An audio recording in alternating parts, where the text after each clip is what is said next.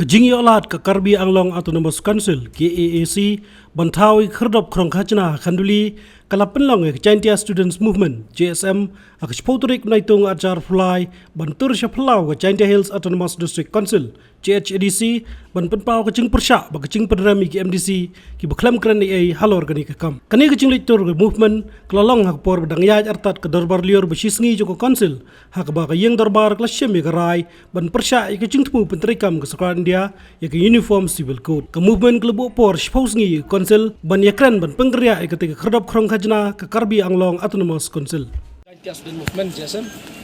adin wa dep iwo Eporia Sorkar Depi Pak Jingto Agali Pautrik Hagin Benai Redep Dep Pak Elek Jingto Chow Deputy Commissioner yang ke West Chantia Hill District Bat Yau CM yang ke JCDC De Hagali Pautrik yang ketuga Jingto I dimension bi wa de Kedauchi itu wa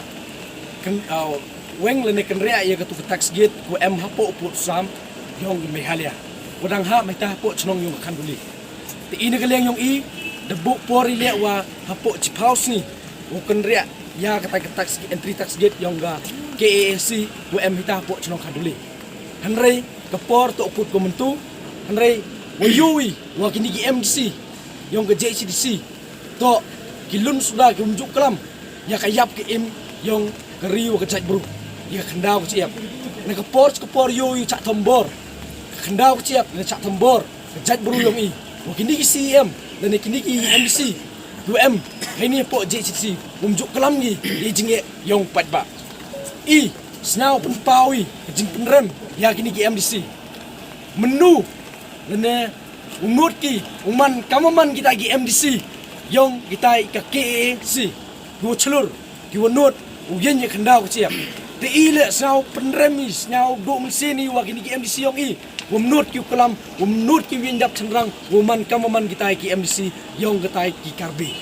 ini kalian yang I katwa umpuyi ki uye kelam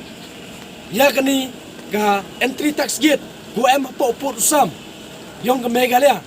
ini kalian yang I kejingnya ki le dau em go I percaya kelam percaya yang new CM yang ke JCDC percaya kelam ya kini ki MDC woro ki UM hapo yang kini kejeci ledam kelam gi kejingi ki percaya ki dauman go wajur laini cekamat